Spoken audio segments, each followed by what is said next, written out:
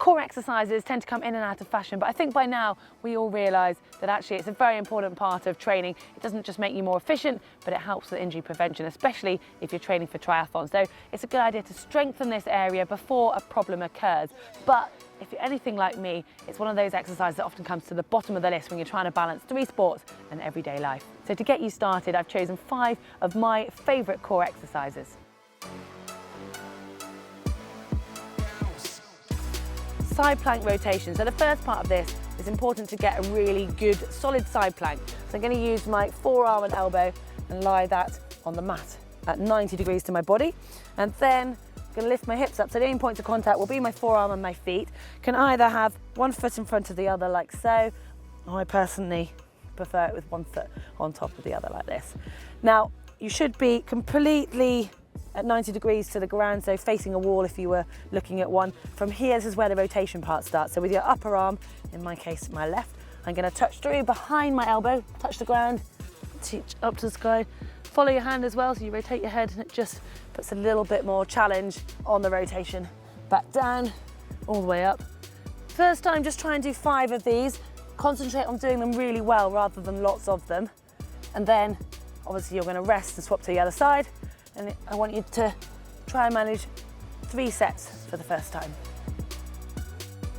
A common misconception with core is it's about having a 6-pack or it's just working the front of your stomach, but actually it's the whole band around this middle part of your body, including your glute muscles. And this exercise is going to work your glutes. And if you're anything like me, they might be a bit lazy and they need firing up. So lying with your knees bent on your back, 90 degrees roughly here, looking straight up. And the important part is squeeze your glutes and lift your hips up towards the sky, making sure that you have a straight line from your knees, hips to your shoulders. And then take your arms off when you've got the control, and you want to do this nice and slowly, so you're focusing on getting it the correct movement 10 times, and then have a rest and do that 3 sets. This exercise is as it sounds. You're on your front and you'll be walking out with your hands. So to start, you need to get into a press-up position, a little bit like a plank, but on your hands, keeping everything nice and straight and controlled. From here, you're going to walk out with your hands, taking small steps until you get to the point where you feel you can just still hold it. And then from there, small steps back in until your hands are underneath your shoulders. Make sure you alternate with which side you start just to keep things even, and then come back again. To start off with, do 5 sets, so 5 times out and back, and then rest and do that 3 times through.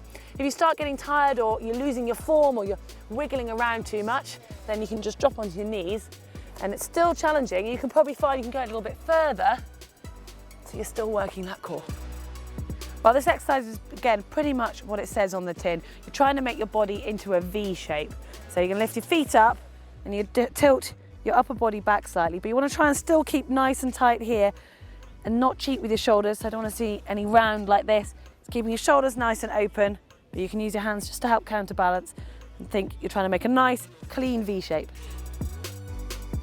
For this exercise, you can use a kettlebell, a medicine ball, or even just something heavy that you can hold with both your hands. And it's all about rotation, so strengthening the full part of your core.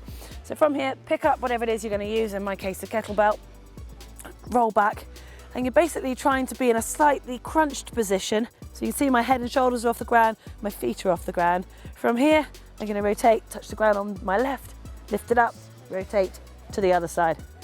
I want you to do 10, and by 10 I mean this is 1, 2, 3, so 10 or 5 if you just count on this side. Have a rest and repeat it 3 times.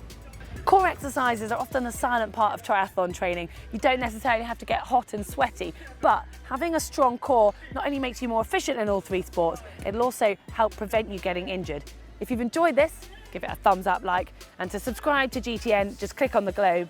And if you want another body maintenance type video, then why not watch this on the TheraBands, or if you want a trail running video, just click down here.